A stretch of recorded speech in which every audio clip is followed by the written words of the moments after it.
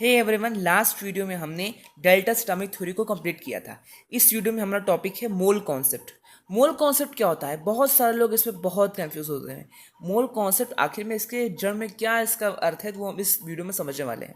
जैसे आप सोचिए, जैसे 1 दर्जन केले में हम जानते हैं कितने केले हो सकते हैं। वन वन डजन बनानास में कितने केले हो सकते हैं? 12 बनानास होते हैं।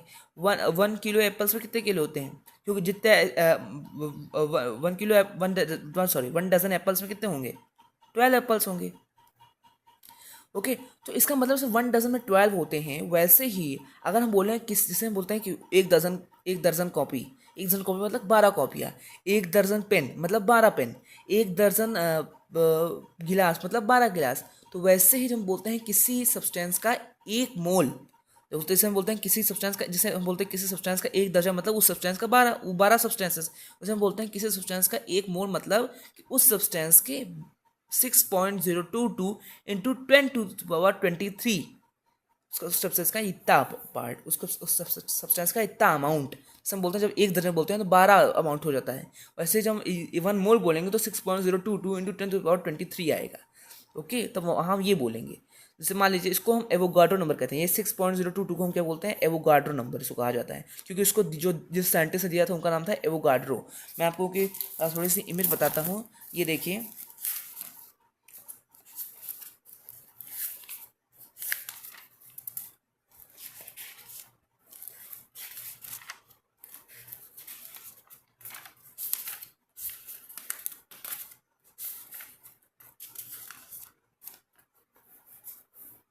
ये देखिए, ये Lorenzo Romano Amedeo Carlo Avogadro di Quaregna e di Cerreto, ये है एवोगाड्रो जी। इन्होंने ही क्या दिया था? इन्होंने एवोगाड्रो नंबर दिया था 6.022 इंटू 10⁻23 इन्होंने दिया था। तो जब हम बोलते हैं किसी सब्सटेंस का 1 मोल, इसका मतलब है उस सब्सटेंस के 6.022 इंटू 10⁻23 एटम्स, या फिर उस सब्सटेंस का 6.022 इंटू 10⁻23 मॉलिक्यूल्स। जब हम बोलते हैं कि 1 मोल पेन मतलब कि एवोगाड्रो नंबर को इससे रिप्रेजेंट किया जाता है एन, और उसके नीचे ऐसे ए, इससे एवोगाड्रो नंबर को रिप्रेजेंट किया जाता है। तो हम बोलते हैं 1 मोल पेन, इसका मतलब इतना पेन, या फिर 6.022 इंटू 10⁻23 पेन्स। जब हम बोलते हैं 1 मोल एप्पल्स का मतलब इतने एन एप्पल्स, या फिर 6.022 इंटू 10⁻23 एप्पल। जब हम बोलते हैं 1 मोल हाइड्रोजन एटम्स का मतलब 6.022 इंटू 10⁻23 एटम्स। जब हम बोलते हैं 1 मोल वाटर मॉलिक्यूल, इसका मतलब होता है 6.022 इंटू 10⁻23 मॉलिक्यूल्स। ओके, तो आप ऐसे समझिए इसको, जैसे 1 दर्जन 12 किलो होते हैं, वैसे 1 मोल में 6.022 इंटू 10⁻23 मॉलिक्यूल्स या एटम्स होते हैं।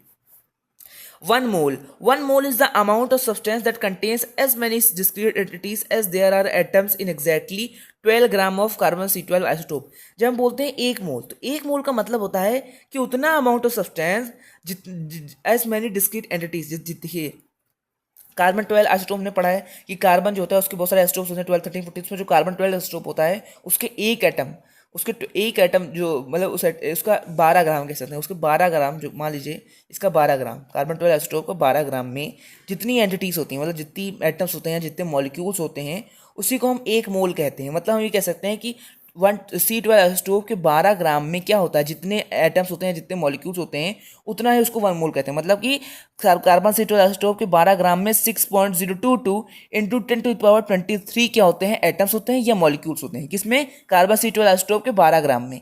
ओके, फिर हमारा आता है molar mass. Mass of 1 mole of a substance in grams is called molar mass. किसी सब्सटेंस के 1 मोल का मास क्या होता है? मोलर मास कहलाता है। जैसे मान लीजिए कि हमारे पास हाइड्रोजन है, तो हाइड्रोजन की 1 mole of hydrogen, 1 mole of hydrogen. Okay, okay, तो उसका इसका हम क्या करेंगे? इसको इसका जो मास है उसको जो हम ग्राम में करेंगे उसको क्या करेंगे? मोलर मास कहेंगे। ओके, अब देखिए, अगर हमें मोलर मास अलग अलग चीज़ों को फाइंड करना हो, तो जब हमें एटम्स का मोलर मास फाइंड करना होता है, मोलर मास क्या है? 1 मोल किसी सब्सटेंस के 1 मोल का मास इन ग्राम्स। किसी सब्सटेंस के 1 मोल का मास को जब हम ग्राम में कन्वर्ट करते हैं उसको हम मोलर मास कहते हैं। जैसे हाइड्रोजन का अगर हम 1 मोल लेंगे, उसका जो मास होगा, 1 मोल ऑफ हाइड्रोजन का जो मास होगा, उसको जो हम ग्राम्स में कन्वर्ट करेंगे तो वो क्या हो जाएगा? उसको हम मोलर मास कहेंगे। तो जब हम एटम्स के संदर्भ में मोलर मास फाइंड करते हैं, देखिए 1 mole of carbon atoms, 1 mole of carbon atoms कितना हो गया? 6.022 इंटू 10⁻23 कार्बन एटम्स। अब हमको क्या करना है? हमको इसका मोलर मास फाइंड करना है। तो मोलर मास कैसे फाइंड करेंगे? हमें पता है एक कार्बन एटम जो होता है, एक कार्बन एटम का मास कितना होता है? क्या करेंगे हम? 12 है, और ये हमारा कितना है? इसको ध्यान से सोचिए क्या है।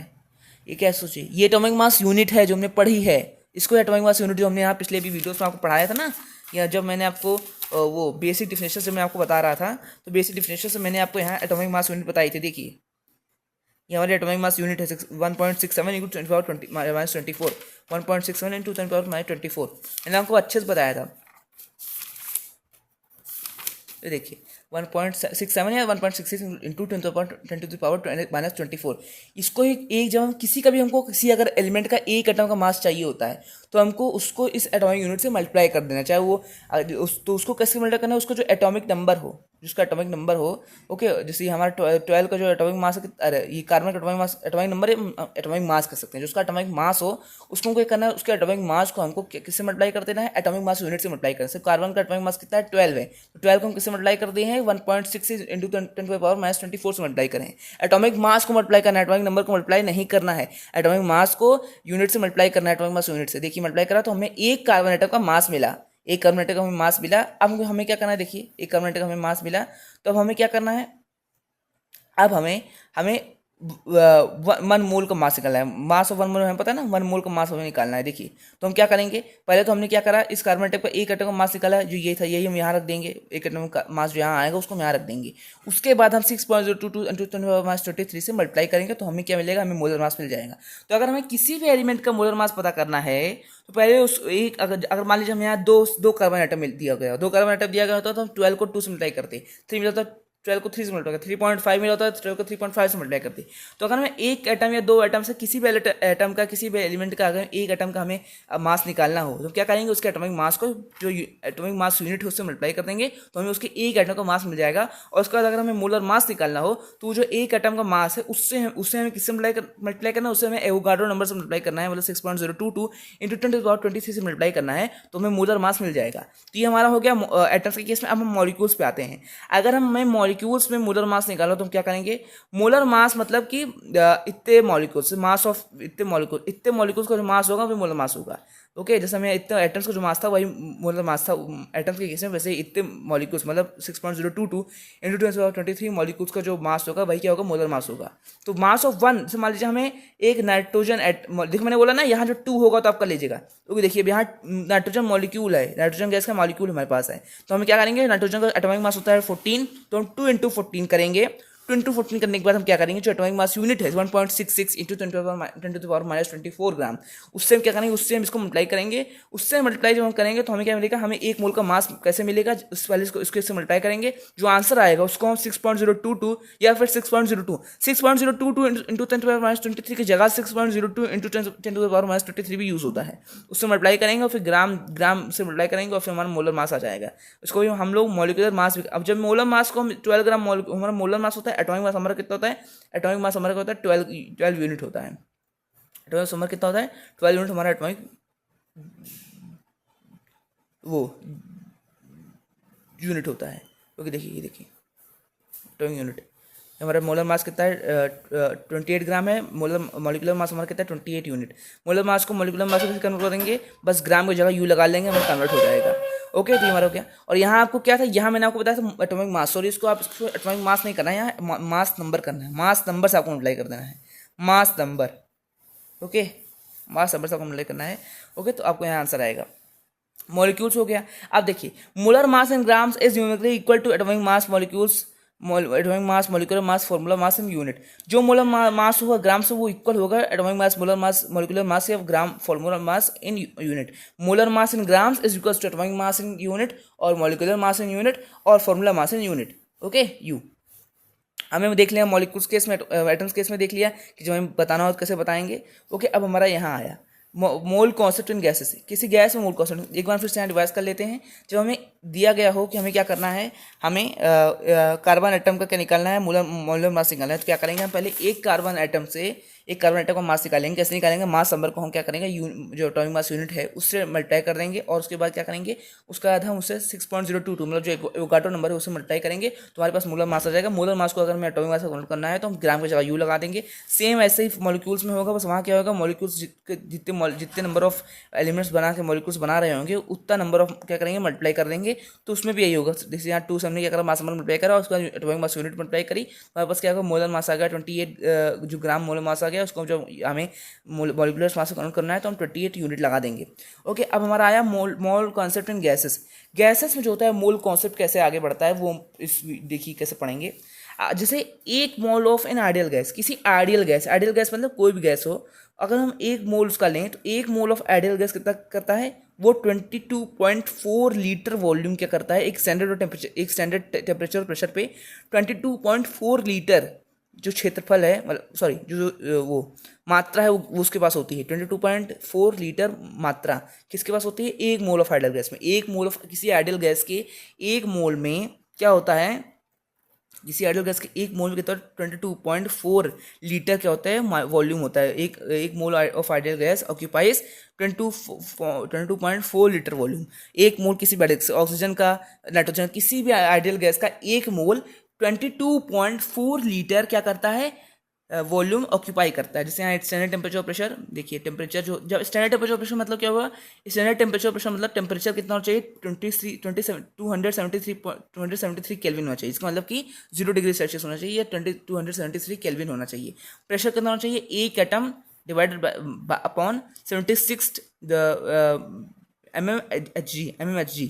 ओके, एक एटम कितना होना चाहिए, 760 mmHg इतना होना चाहिए। Okay, mercury. ओके, एक एटम डिवाइड बाई 760 mmHg इतना होना चाहिए। क्या होना चाहिए, प्रेशर इतना होना चाहिए। ये 273 के होना चाहिए और ये हमारे तो केल्विन होना चाहिए, और ये हमारा one atom divide by 760 mmHg होना चाहिए। मोलर वॉल्यूम क्या होता है, देखिए अब देखिए 22.4 लीटर कितना ऑक्यूपाई, एक मोल ऑफ हाइड्रोजन गैस कितना ऑक्यूपाई करता है, 22.4 लीटर जगह बोलो सॉरी मात्रा ऑक्यूपाई करता है, वॉल्यूम ऑक्यूपाई करता है। कहाँ, स्टैंडर्ड टेम्परेचर प्रेशर पे क्या ऑक्यूपाई करता है, एक mole of ideal gas 22.4 litre volume occupy करता है। तो ये हो गया हमारा 22.4 litre at standard temperature pressure. अब देखिए इसको लीटर को हम लोग कह सकते हैं ना डेकामीटर क्यूब लीटर होता है, हम जाते हैं ना सेंटीमीटर क्यूब मिलीलीटर होता है, और डेकामीटर क्यूब लीटर होता है। देखिए सेंटीमीटर क्यूब क्या होता है, मिलीलीटर होता है, डेकामीटर क्यूब क्या होता है, लीटर होता है। ओके, तो देखिए 20, अब देखिए 10 क्यूब एम एल। ओके, क्या होना 10 क्यूब एम एल भी क्या होता है, 1 लीटर होता है, क्योंकि हम जानते हैं ना कि 1000 एम एल ही तो 1 लीटर होता है, 1000 एम एल ही तो 1 लीटर होता है। तो 10⁻³ भी 3 एम एल भी तो 1 लीटर होगा। तो 10⁻³ एम एल को हम क्या कर सकते हैं, क्योंकि ये भी 1 लीटर, ये भी 1 लीटर, इसलिए इसकी जगह हम इसको रख सकते हैं। डेकामीटर क्यूब की जगह हम 10⁻³ एम एल लिख सकते हैं। जो इसको लिखेंगे तो हमारे क्या आ जाएगा, हम ये भी जानते हैं कि 1 ml जो होता है तो 1 सेंटीमीटर क्यूब होता है। तो 10 क्यूब ml जगह हम सेंटीमीटर क्यूब भी ले सकते हैं। तो ये देखिए इसको सेंटीमीटर क्यूब में से एक्सप्रेस कर सकते हैं, उससे हमारा वॉल्यूम भी आ जाएगा। ओके, उससे हमारा क्या हो जाएगा, वॉल्यूम भी आ जाएगा, कितना वॉल्यूम ऑक्यूपाई करती है उसका हमें सच में मिल जाएगा सेंटीमीटर में। अगर हम सेंटीमीटर में नापना चाहें तो भी मिल सकता है। कैसे मिलेगा, पहले हम जानते हैं कि एक mole of hydrogen gas 22.4 litre volume occupy करता है। उसका जो अब 1 लीटर जो होता है वो हम डेकामीटर क्यूब में एक्सप्रेस करते हैं, तो डेकामीटर क्यूब में एक्सप्रेस करेंगे। और 1 लीटर को हम क्या कर सकते हैं, 10⁻³ ml में भी एक्सप्रेस कर सकते हैं, क्योंकि 1 लीटर इक्वल्स टू 1000 ml। उसको एक्सप्रेस करने के बाद अब हम जानते हैं कि हम ml को 1 ml को सेंटीमीटर क्यूब में भी एक्सप्रेस कर सकते हैं। तो यहाँ हम क्या करेंगे, सेंटीमीटर क्यूब में एक्सप्रेस कर देंगे, तो हमारा आंसर आ जाएगा। अब देखिए number of moles for an ideal gas, अगर किसी आइडियल गैस में कितने नंबर ऑफ मोल्स हैं, अगर हमें वो पता करना है तो हमें क्या पता करना है, जो हमें वॉल्यूम दिया गया है उस आइडियल गैस का, और जो हमारे पास मोलर वॉल्यूम हम जानते हैं ना, मोलर वॉल्यूम हमारा ये हमारा जो मोलर वॉल्यूम है। हाँ, मोलर वॉल्यूम हम ये भी कर सकते हैं, ये भी कर सकते हैं, क्योंकि दोनों एक ही है, बस क्या करा गया है, यूनिट्स का चेंज किया गया है। ओके, वरना दोनों एक ही है। तो हम यहाँ मोलर वॉल्यूम रखेंगे और जो हमें वॉल्यूम दिया गया है वो रखेंगे। जैसे हम ओके, पहले हम क्या करेंगे, जो हमें वॉल्यूम दिया गया है उस गैस का वो रखेंगे उस क्वेश्चन में, और फिर हमारे पास जो मोलर वॉल्यूम वो रखेंगे। तो हमारे पास क्या आ जाएगा, number of moles of an ideal gas आराम से आ जाएगा। Okay, number of moles of an ideal gas कैसे आएगा, जो हमें वॉल्यूम दिया गया है वो रखेंगे, और जो हमारे पास मोलर वॉल्यूम होता है उसकी जो क्या बोलते हैं दिया गया हमें वैल्यू वो रखेंगे, तो हमें आंसर आराम से मिल जाएगा। ओके, अब हमारा है how to calculate number of moles. ये वाला टॉपिक देखिए। इन केस ऑफ एलिमेंट्स, जब हमें एलिमेंट्स के केस में हमें मोल्स पता करने हो तो कैसे पता करेंगे। जैसे हमारे पास हाइड्रोजन है, तो हाइड्रोजन में कितने मोल्स होंगे कैसे पता करेंगे। जैसे हाइड्रोजन मोल्स कैसे पता करेंगे, नंबर ऑफ मोल्स कितने गिवन मास, जो हमें हाइड्रोजन का मास दिया गया होगा और जो हमारे पास मास हाइड्रोजन का हमने पढ़ा है ग्राम एटॉमिक मास, मतलब कि हाइड्रोजन का मास कितना होता है 1 यूनिट होता है, तो हम इसको जब ग्राम एटॉमिक मास में करेंगे 1 यूनिफाइड मास होता है हाइड्रोजन का, लेकिन जब उसको हम ग्राम में करेंगे तो 1 ग्राम हो जाएगा। तो जो हमें मास दिया गया है डिवाइड बाई 1 ग्राम क्या हो जाएगा, हाइड्रोजन का हो जाएगा। तो नंबर ऑफ मोल्स किसी भी एलिमेंट का हमें अगर पता करना है तो हमें गिवन मास जो होता है divide by gram atomic mass, तो हमें नंबर ऑफ मोल्स मिल जाएगा। जैसे हमें हाइड्रोजन पता करना है तो हमें जो मास, जैसे मान लीजिए 14 ग्राम दिया गया है हाइड्रोजन का मास, और हमारे पास हाइड्रोजन का मास ऐसे कितना है, ग्राम एटॉमिक मास कितना है 1 ग्राम है, तो 14/1 इज इक्वल टू 14 मोल्स, मतलब हाइड्रोजन कितने मोल्स है 14 मोल्स हैं। ओके, ग्राम एटॉमिक मास जो है वो मोलर मास भी उसको कह सकते हैं, क्योंकि हमें पता है मोलर मास जो ग्राम में होता है उसको जो हम